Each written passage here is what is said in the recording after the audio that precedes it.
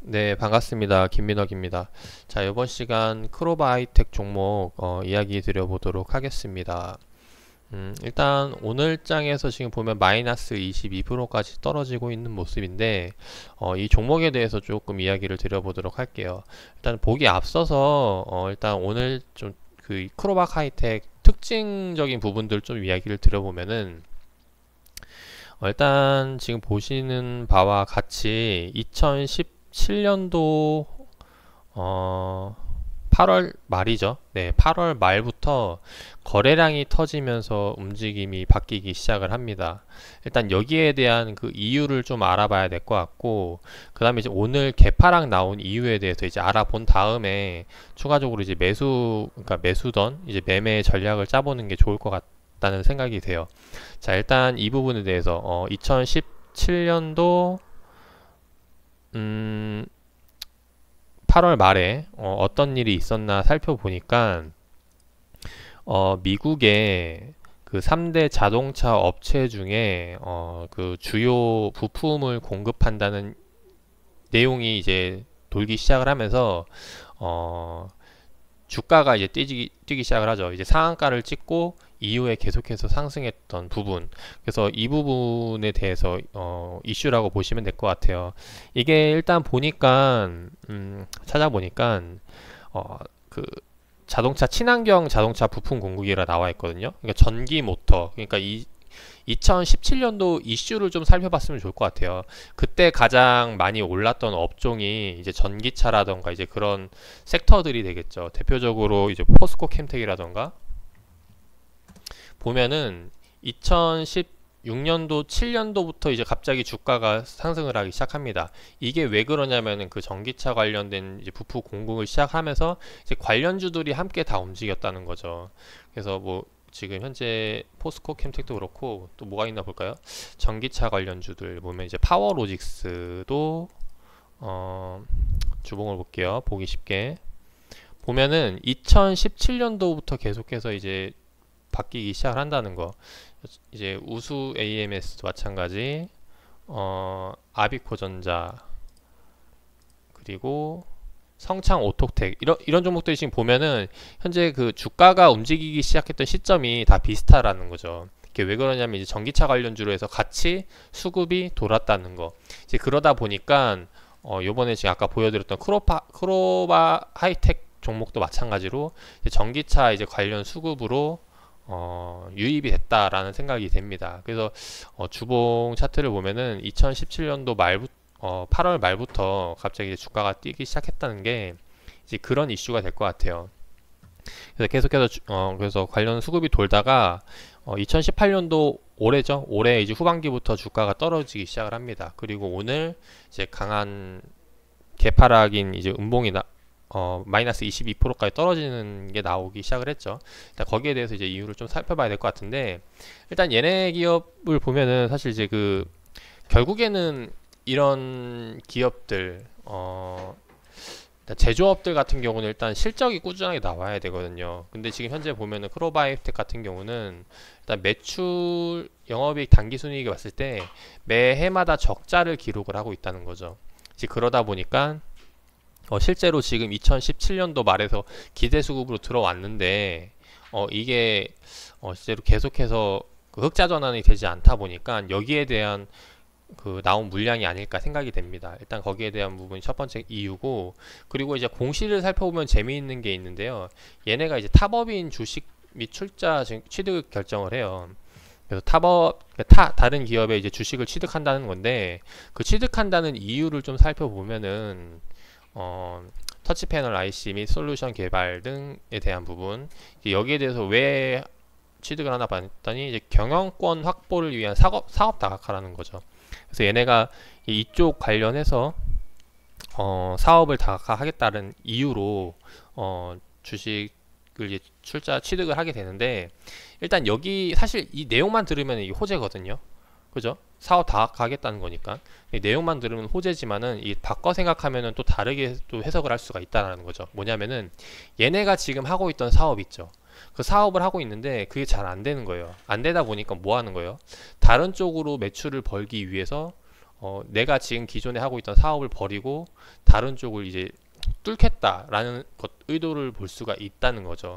그래서 이게 사업 다각하긴 다각한데 얘네가 지금 어떤 사업을 하려고 하는지를 봐서 이게 지금 하고 있는 기존의 사업과 연관이 돼 있는 건지 아니면 그렇지 않은 건지 이 부분에 대해서도 좀 따져볼 필요가 있을 것 같습니다.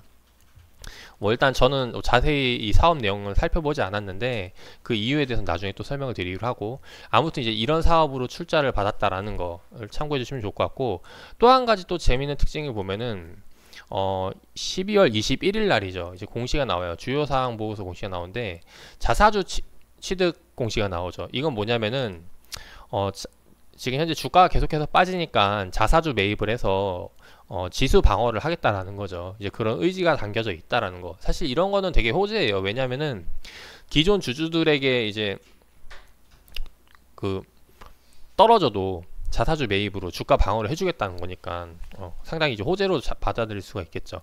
그래서 계약 기간을 보면은 요번 12월 21일부터 2019년 6월 20일까지라고 나와 있는데 계약 금액을 좀 보셔야 될 것 같아요. 계약 금액을 보면은 지금 현재 10억, 15억의 자금을 이제 매수를 하겠다라는 거죠. 주가가 떨어지면은 어디서 KB증권에서 하는 목적이보다 주가 안정 및 주주 가치의 제고라는 게 한마디로 주가를 떨어지지 않게 만들겠다라는 건데, 자, 다시 한번 여기서 지금 보셔야 될 거는 지금 계약 금액이 될 것 같아요. 계약 금액이 지금 보면 얼마다? 예, 15억이라는 거죠. 자, 제가 이거를 왜 자꾸 강조를 드리냐면은 오늘장 하락이 나왔습니다. 오늘장 개파락이 나오면서 거래량이 엄청 많이 터지게 됐죠. 지금 거래량이 상당히 많이 터졌는데, 자, 여기에 대해서 한번 재밌는 걸 보여드리도록 할게요. 지금 오늘자 창구 동향을 보면은 교보증권에서 몇 주가 나왔죠? 지금 주식 수가 300만 주가 넘게 나왔습니다. 네. 자, 요 300만 주가 얼마나 의미 있는 숫자냐면은 단순 계산을 해볼게요. 지금 현재 주가 최저점으로 합시다. 지금 현재 2,425원이죠. 오늘장 가장 낮은 가격 2,425원 곱하기 그냥 대충 계산해서 300만 주 10, 100, 1000만, 10만, 100만 주 하면 얼마가 나왔냐? 얼마죠? 10억, 72억, 73억. 그러니까 최소 73억이라는 물량이 오늘장에 나왔다라는 거죠. 자, 다시 아까 말씀드릴게요. 주주 가치 제고를 해서 얼마를 매수하겠다 했죠? 15억을 매수하겠다고 했죠, 시장에서.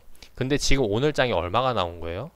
못해도 73억이라는 그냥 자금이 하루아침에 나왔다라는 거죠. 자, 이렇게 던질 수 있는 거는 단순히 뭐 어느 여러 투자들이 나와서 했다기보다는 여기에 기존에 갖고 있던 물량, 즉 누군가의 큰 손에 의해서 이 큰 물량이 나왔다라고 판단을 할 수 있겠죠. 근데 보통 이런 자금을 투자할 정도라면은 사실 이 기업에 대해서 지금 우리가 보고 있는 뷰보다 더 자세하게 볼 수 있는 분들이 더 많을 겁니다. 그죠? 그만큼 왜냐하면 더 큰 돈을 들어가 있기 때문에. 근데 그런 사람들이 누군지는 모르지만 던졌다라는 거죠. 그러면은 얘네가 지금 뭐 안 좋은 이슈가 있지 않을까 생각을 해볼 수가 있는데, 일단 거기에 대해서 생각을 해볼 수 있는 게 사실 실적에 대한 부분이 될 것 같아요. 실제로 지금 실적이 계속 안 나오고 있죠. 그래서 그 영업이익 당기순이 계속 적자를 기록을 하고 있고, 거기다가 요번에 지금 사업 다각화를 하려고 한다. 그 이유가 뭐예요? 지금 현재 사업이 안 되니까 다른 사업으로 전향을 할 수 있다라는 것도 생각을 할 수가 있겠죠. 물론 얘네가 지금 하고 있는 동종 업종에 대해서 추가적으로 사업 다각화를 하는 걸 수도 있지만은, 일단 지금 그냥 대충 정황상 봤을 때는 이쪽 사업이 잘 안 되니까 이제 다른 쪽으로 개척을 하려고 하는 것 같다라는 생각이 됩니다. 그래서 그러다 보니까 실제로 딱히 이제 뭐 살펴보지 않는 이유 중에 하나고요. 왜냐하면은 일단 기본적으로 뭐 이렇게 긍정적인 이슈들이 있어야 얘네가 추가적으로 더 갈 것 같다라는 기대감에 의해서 공략을 하게 되는데, 이렇게 지금 보시면은 여러 가지 이유가 있지만 대표적으로 지금 수급 이탈이 나왔잖아요. 수급 이탈이 나왔다는 거는 여기에 대해서 이 종목이 이제 딱히 메리트가 없기 때문에 그 물량이 나왔다라는 거죠. 근데 그거를 받아갈 의미가 있을까라는 생각이 됩니다. 그래서 이제 그런 관점에서 크로바 하이텍 말씀을 드렸고, 그리고 또 한 가지가 있어요. 이제 내년 초죠. 예.